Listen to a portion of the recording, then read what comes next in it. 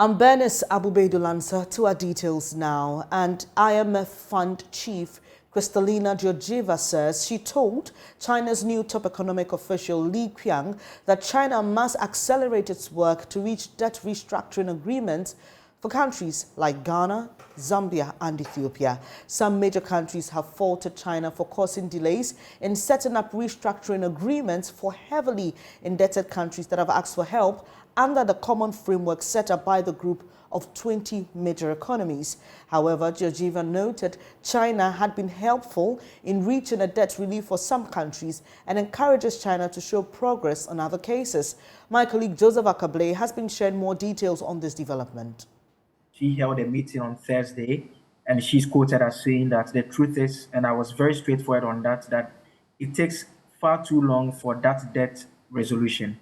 And so China has multiple institutions that deal with it, and that makes it a bit complicated, but they have to speed up their participation. Okay. And so she indicated that it is important that for countries that are in need of debt relief, this includes Chad, Sri Lanka, among others, China had been helpful to reach such an agreement with them to enable them obtain such support program from the IMF. And so she indicated in this particular meeting that it was important that they do same for countries like Ghana. There's a part of the story that also indicates that the point about the fact that the Chinese government did indicate its readiness to accept that particular request. Also, that assurance was given as well. And so the Chinese government did assure the IMF chief that yes, they had heard what she had said and they were going to do their best to engage the various countries, including Ghana, to ensure that they're able to reach some form of agreement immediately.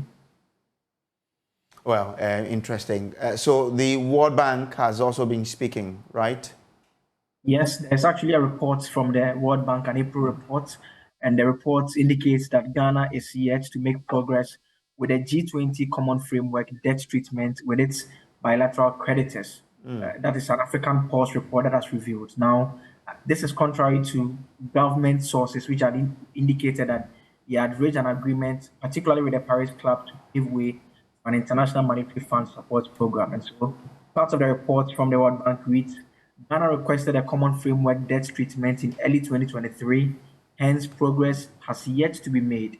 In conjunction with the common framework engagement, Ghana conducted a voluntary domestic debt exchange program. Other countries engaged with private creditors and bilateral donors engaged in external restructuring efforts. Yet these efforts cannot replace a comprehensive, well-coordinated solution for countries in debt distress. And so they go on to warn that there are still high debt issues and that Ghana's debt situation could worsen if care is not taken. The report ends with some policy recommendations for African countries, including Ghana. They are asking that restore macroeconomic stability, which is essential for growth, and raising interest rates to avoid policy conflicts that reduce the effectiveness of monetary transmission.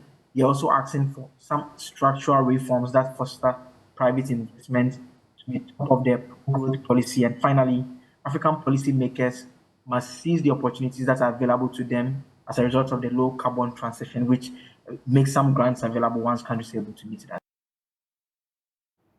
My colleague Joseph Akablé speaking there to Samuel Kojo Brace earlier on News Desk.